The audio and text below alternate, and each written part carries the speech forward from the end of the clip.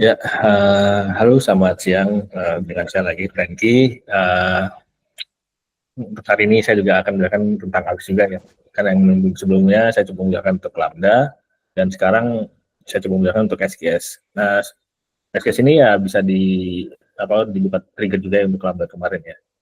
Oke. Untuk sekarang yang akan saya coba jelaskan itu ya perkenalan apa itu sih SQS itu apa sih. Lalu karena SQS itu ya dia query ya, itu antrian, itu tipenya apa aja. Lalu ada life cycle-nya, lalu ada konfigurasinya, apa aja yang konfigurasi yang dibutuhkan di saat pembuatan topiknya. Lalu monitoring, logging sama security-nya itu bagaimana dalam SQS. Lalu saya juga akan menjelaskan soal integrasi dan best practice-nya ya.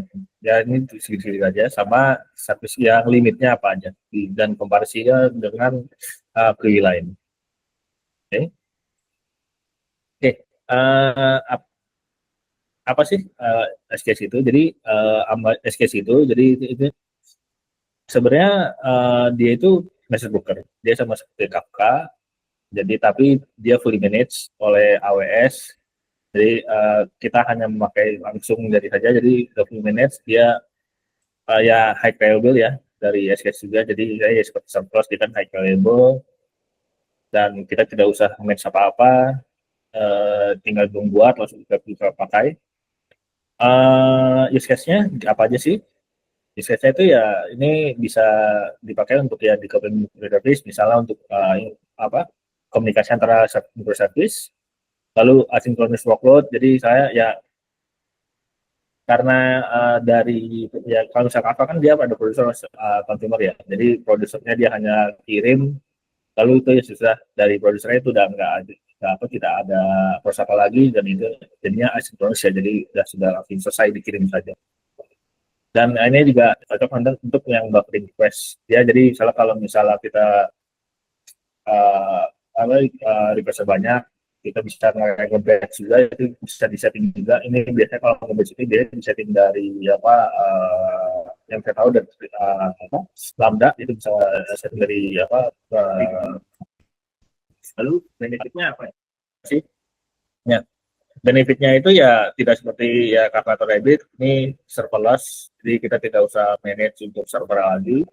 Lalu di scale secara otomatis oleh AWS, dan high availability sama durability. Jadi saya ya karena emang dia uh, dimanage oleh AWS dan semuanya scale-nya semuanya di manage oleh AWS, jadi ini bisa dibilang high availability ya, karena ya saya untuk kemungkinan down-nya tuh ya kecil lah seperti itu. Oke, lanjut ke tipenya. Untuk tipenya itu ada dua. Dia ada base standar. Jadi ini yang ya standar ini dibuat untuk kalau misalnya memang dari sistem ini tetap itu, tapi untuk kontennya itu ya tidak ini ya sudah. Lalu hasilnya tipenya seperti biasa. Kalau jadi itu dia ya tetap, jadi kalau misalnya satu kirim itu kan terima dua nol. Jadi itu seperti biasa sih recorder. Jadi ya, dan ya apa sih use case-nya sih untuk Vivo ini ya lebih cocok untuk ya sensitif ya, misalnya kayak inventory. Kalau inventory kan butuh yang first fraud ya, inventory atau ya finansial juga itu di apa use case-nya itu ya memakai Vivo direkomendasikan. Life cycle, life cycle-nya ya untuk sendingnya sebenarnya ada ya beberapa metode ya, dari FTK itu yang dipakai untuk dari ya pemikiran atau ya programmer ya. Jadi dari program kita menginterpretasi dalam SQS. CLI juga bisa, CLI dari AWS, lalu juga bisa mengirim dari API. Ini maksimal 25 GB. Terusnya ini ya dia juga ada di driver untuk ya biar tidak apa ini kebanyakan misalnya kalau misalnya ada proses yang lama dan dia tidak di delete dia akan mengangkat off dan ini apa itu kan bagi oke ini jadi kalau misalnya dari Kafka itu yang biasanya sih kalau misalnya Kafka kalau misalnya selesai itu kan ada commit ya, itu acknowledge gitu ya. Kalau ini untuk SQL itu tidak itu prosesnya, tapi dia delete message yang sudah diproses. Jadi dari konsum dia kalau selesai dia lalu dari SQL juga ada DLP. DLP itu jadi misal kita mau aktifin DLP ini sebenarnya fitur yang opsional ya, bisa dinyalakan bisa atau tidak. Nah kalau misalnya kita nyalakan ini akan kita diminta untuk maksimal berapa kali proses ya gagal. Dan kalau misalnya kita set misalnya 3 kali gagal dengan timeout beberapa gitu, dan ternyata 3 kali itu gagal, message tersebut akan masuk ke dalam topik DLP. Jadi selain DLP ini sebenarnya topik juga, topik dalam SQS. Jadi kalau misalnya gagal 3 kali, dia akan masukkan message tersebut ke dalam topik dan dan topik yang hasilnya itu akan lanjut ke message yang selanjutnya. Nah, topik yang di dalam DLP ini sebenarnya kita bisa fungsinya sebenarnya banyak juga sih. Kita bisa ngecek message seperti apa dan kita bisa analisis errornya seperti apa sih dari message tersebut, yang dari aplikasi kita itu error gitu dari message tersebut. Okay. Untuk slide cycle seperti itu. Lalu konfigurasi, jadi konfigurasi ini ya ada beberapa sih, ada atributnya, kita bisa set delay-nya. Jadi di SQS ini kita bisa jadi setiap masuk dan saat mau dikonsum itu kita bisa set delay dulu sebelum diproses gitu softwarenya. Jadi kita bisa set ya delay-nya, atau kalau misalnya emang tidak mau delay ya kita bisa nolkan saja sih sebenarnya. Lalu retensinya juga berapa lama kita bisa nyimpan retensi message di dalam topik kita itu berapa lama. Defaultnya itu 4 hari. Lalu message size-nya juga berapa besar. Ini ya defaultnya 20 KB. Lalu berikutnya timeout ini ya kemudian kita harus menyesuaikan dengan proses yang ada di program kita ya. Kalau misalnya memang proses lama, mungkin ini memang harus dibesarin. Karena kalau misalnya timeoutnya misalnya 10, ya ini kan 30 detik ya. Default 30 detik. Kalau misalnya 30 detik itu prosesnya belum selesai, ini message itu akan balik lagi, kan dikonsum lagi, dan itu kan looping terus seperti itu. Jadi ini harus di setting sesuai dengan proses dari program kita saya kira. Walaupun memang 30 detik itu memang sudah termasuk lama, cuma ya tetap harus karena kita kan tidak tahu dari program kita ada yang terus lambat atau tidak. Lalu redirect polisi ya, ini seperti yang tadi kasih tahu ini soal DLP ini ya kita harus set dari max receive attempt-nya berapa kali. Kalau misalnya memang sudah beberapa kali error, dia akan memasukkan message tersebut ke dalam topik DLP. Seperti itu. Oke, ini konfigurasi. Lalu monitoring. Untuk monitoring ini dia bisa memakai, ya sebenarnya ini CloudWatch ya, monitoringnya. Dia ada nanti akan saya kasih lihat di dashboard selanjutnya. Ini di bawahnya nanti ada menu monitoring. Ini bisa dilihat dari ya nomor ya message delay berapa, message receive berapa, ya seperti itu. Ntar ini kalau misalnya mau lihat dari apa message-nya itu topiknya tujuan apa enggak sih, itu kalian bisa dari monitoring. Lalu untuk logging ya saya sendiri untuk logging ini sebenarnya SKS itu masih belum ada ya, belum ada. Tapi kita bisa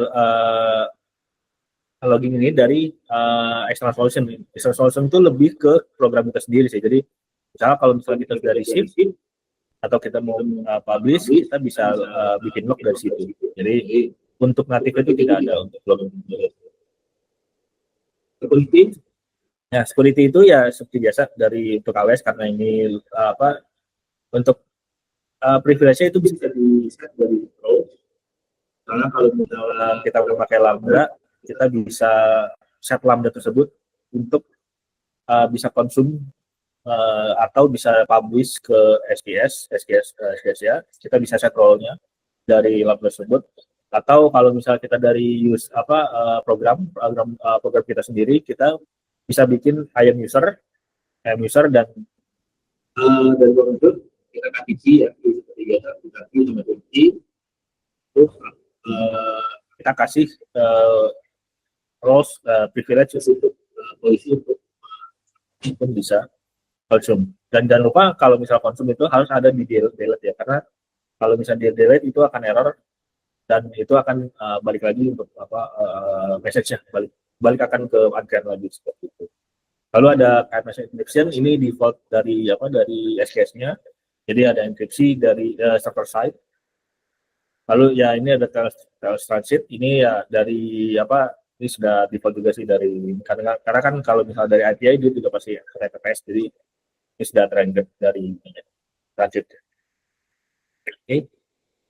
Integrasi sama best practice-nya ya ini mungkin pikir aja. Jadi integrasi ini ya seperti tadi ini baik untuk trigger untuk Lambda. Jadi di Lambda itu kita bisa menambahkan trigger dari SKS ini.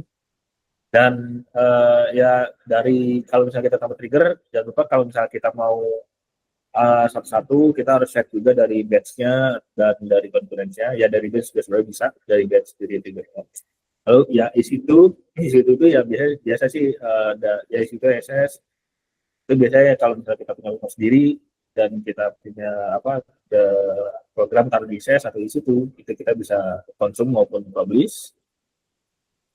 Event batch juga bisa. Jadi dari event batch itu kita bisa mengirim juga ke SKS. Jadi kita bisa bikin rules dan kita bisa dari source kirim lanjutkan ke SKS untuk dilanjutkan ke consumer kita. Best practice-nya ya ini ada batching. Jadi nggak kayak kalau kapan satu-satu ya. Kalau dia bisa batching, kita jadi misalnya kita nge-batch itu 10, itu kan ada 10 yang diproses dalam satu waktu. Itu bisa untuk batching, lalu long pooling. Jadi ya ini pooling biasa, lalu dan kita juga bisa monitor message yang error, yang membuat error dari program kita menggunakan DLP. Ini best practice saya sih kalau misalnya kita mau ada case tersebut, kita bisa pakai SKS. Oke, limitnya, limit ini di Foster default dia ada 100 antriannya 100 WB dan retensinya itu minimal 1 menit sampai 14 hari itu limitnya. Lalu untuk bandingannya dengan yang lain sih sebenarnya SKS ya sebenarnya untuk fungsi sama sebenarnya, kan dia ada produce dan consume ya. Cuma perbedaannya ya SKS ini ya simple untuk di manage karena dia serverless, jadi kita bisa hanya buat topik saja dalam paling gampang dalam konsol AWS, kita bikin topiknya, lalu kita bisa pakai langsung dengan membuat role atau membuat user yang lain untuk akses ke dalam tersebut. Tetapi untuk SKS ini jadi tidak lag untuk streaming fitur ya, jadi tidak seperti Kafka. Kalau Kafka kan bisa stream, cuma kalau SQS ini tidak. Oke, nah SQS ini ya dia memang bagus untuk decoupling ya, untuk ya apa komunikasi ya buat server, ya, service sama fault tolerance juga. Karena emang dia serverless, jadi semua dimanage oleh AWS, jadi dia ya fault tolerance, lalu ya, tapi dia tidak bisa real time analytics seperti Kafka. Gitu. Oke. Untuk kita sih selesai, cuma nanti saya coba akan memberi contoh ya untuk demo untuk AS itu seperti apa sih dalam konsol. Oke. Mungkin saya coba dulu konsol.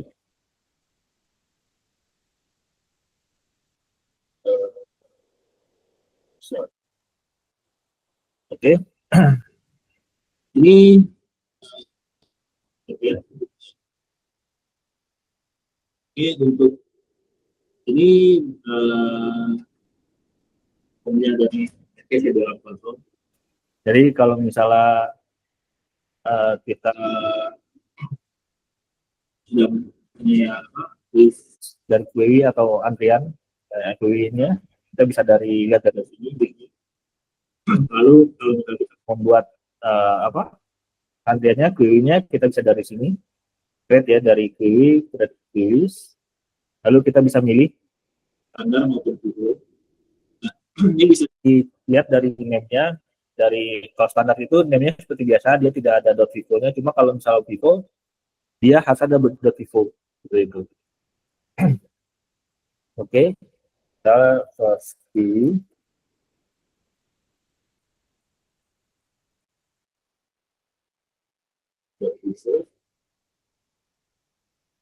Kalau misalnya ini hasil nggak bisa. Oke, nah ini konfigurasinya ada display timeout, kita bisa set sampai ke jamnya sepertinya. Wah, kalau misalnya ini harusnya sih nggak sampai jam karena prosesnya kalau jam itu udah terlalu lama. Dan kita bisa cek ya misalnya 1 menit. Lalu ini ada retensi juga. Retensinya itu dia menyimpan message di dalam SQS tersebut itu berapa lama. Lalu, nah kalau misalnya kita mau ada delay dalam setiap konsum, kita bisa memakai delivery delay. Misal kalau misalnya kita mau ada delay 3 detik setelah dikonsum, ini kita bisa set di 33 seconds. Lalu ini message size-nya, ini biasanya sih maksimal 256. Ini maksimal message size yang boleh dikirim dari aplikasi kita. Lalu ini dari duplication, sebenarnya di duplication ini sebenarnya saya juga masih belum ini, cuma kalau misalnya kita memakai bus dan kita memakai Vivo, itu kita harus menyalakan ini sih. Nah, untuk bus ini mungkin nanti akan dijelaskan di sisi lainnya. Lalu ini di default saja. Enkripsi, yang tadi di security ya, ada server side enkripsi, defaultnya enable. Lalu tipenya juga default dari SSH, dari AWS-nya. Lalu lanjut ke redrive. Nah, ini sebenarnya redrive ini sama, ini ujungnya ke DLQ. Cuma nanti saya coba akan jelaskan ke DLQ dulu aja. Jadi, kalau misalnya kita mau handle kalau misalnya error kita tidak selalu looping gitu, dan saya bisa menggunakan DLQ ini. Jadi DLQ ini kalau bisa enable, kita disuruh memarutkan query yang lain, ARN-nya ya, ARN yang lain. Jadi kalau misalnya, nah ini setting maksimum receive-nya. Jadi kalau misalnya ini 10, ini kalau 10 kali gagal mulu untuk diproses, ini message itu akan masuk ke dalam DLQ tersebut. Mungkin ini saya coba disable dulu ya, disable. Kita coba buatkan dulu. Lalu kita buat DLQ-nya.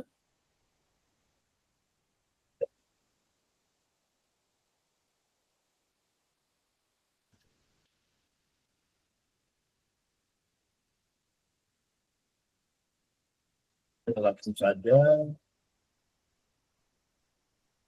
ya,